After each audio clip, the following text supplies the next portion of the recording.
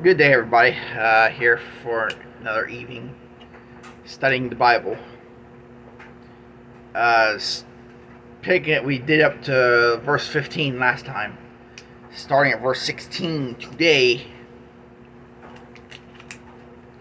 which says, Peter stood at the door without, then went out that other disciple, which was known to the high priest, and spoke to her that kept the door, and brought in Peter.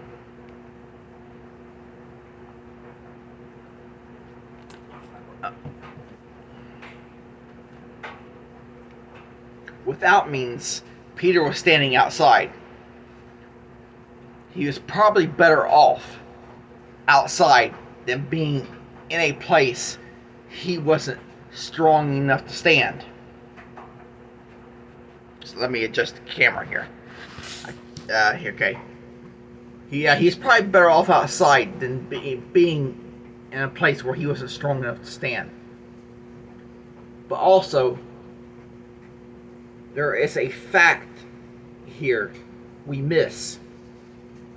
It's the fact that John took Peter into the place where he was tempted. Sometime we take our family, our friends, to places they're not ready to go. Therefore, we do them great wrong. We are instruments by which they are put in a place where they are tempted. If it wasn't for us, they would have never been in that position in the first place to be tempted. I understand? So therefore, we are part of the problem. Verse 17. Then said the damsel that kept the door to Peter, are you not also one of this man's disciples? I am not, Peter said. The world won't be fooled. This girl was sure she recognized Peter. And here starts the process of Peter denying Christ. Let me reach over here. Matthew 26:34. Matthew 26:34.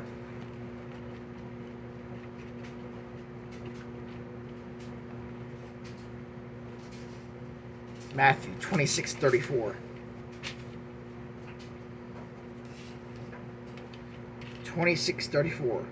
Jesus said to him, verily I say to you, that this night before the cock crows, you shall deny me 3 times. Jesus predicted it. Jesus prophesied it. Okay, that this would happen. Which should raise some kind of flags to people. Should tell people who don't believe Christ is the Messiah something. He prophesied it, and it happened. This isn't something an ordinary man does. Anyhow, let me read on. As I said, John exposed him to the temptation.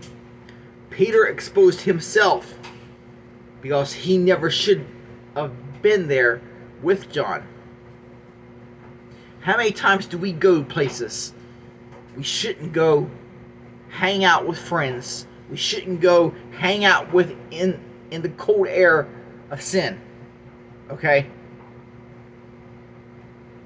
We should not be there. Once again, Peter is trusting himself instead of God. And because of that, he will speak many lies. And we will be no different when we hang out in the cold air of sin. We are no different. And notice one more thing. This brave man who was bravely swinging a sword moments before was exposed by a servant girl. Temptation can come in the simplest ways. When we least expect it, temptation is there. By temptation's warm fire. Huh. Okay? 1818.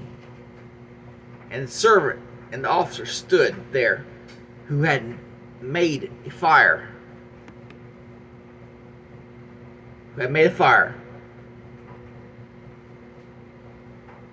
Of coals, for it was cold. And they warmed themselves. And Peter stood with them and warmed himself. See, now he's standing by the fire of temptation. Okay? Now Peter, having been brought in by John, places himself still where the sinful world can see his hypocrisy that is to come. Because while Jesus was being mistreated, Peter was warming himself among the lost. While he was warming his flesh, his soul was growing colder and colder.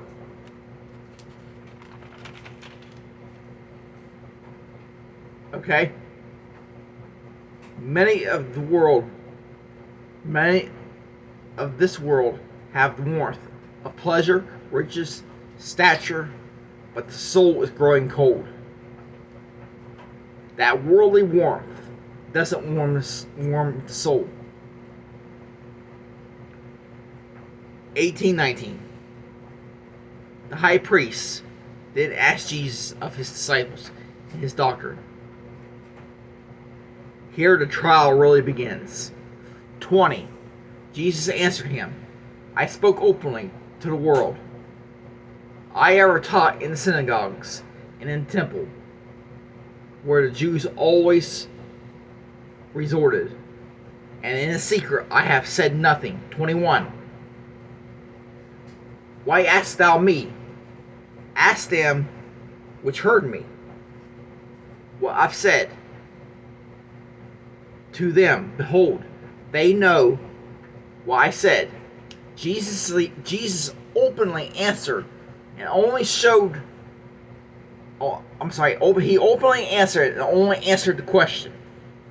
That's our problem. We can't just answer the question.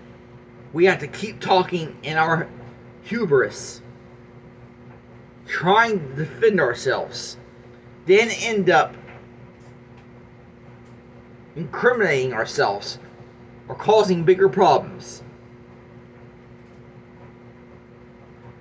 Jesus tells them to ask them who heard him. The truth is, there was thousands of witnesses, and not one could find fault or refute his miracles.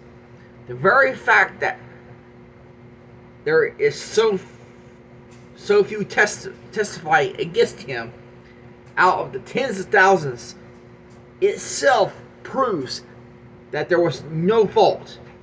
Okay, all you who try to find fault in Jesus Christ, the very fact that only a few people out of the tens and thousands that heard him came forward, and even their testimonies did not agree, speaks volumes in the favor of Jesus Christ. It tells us that there was no fault in him. He was indeed sinless. Out of the whole city of Jerusalem, they only found one or two accusers out of the thousands who found fault. Out of the thousands who heard him. Plenty could say they didn't like his teaching, but none could accuse him of sin. Okay? He was the spotless, sinless lamb. For all you out there who do not believe he wasn't sinless, there is your proof. It could not find any fault. And only those who came forward, even those who came forward, their testimonies didn't agree. Which means they were lying.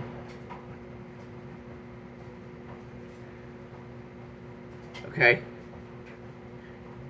Next, 1822. And when he had thus spoken, one of the officers which stood by struck Jesus with the palm of his hand, saying, Answer thou the high priest. So, problem is Jesus did answer him. Okay? That's what the sinful world does. They accuse you of not answering them when they don't like the answer you give. They accuse you of being lost and accuse you of lying when you don't give the answer they want to hear. They accuse you of lying. It happens all the time. It happened to me. It will happen to you. But I'm going to end here. Good night. God bless everybody.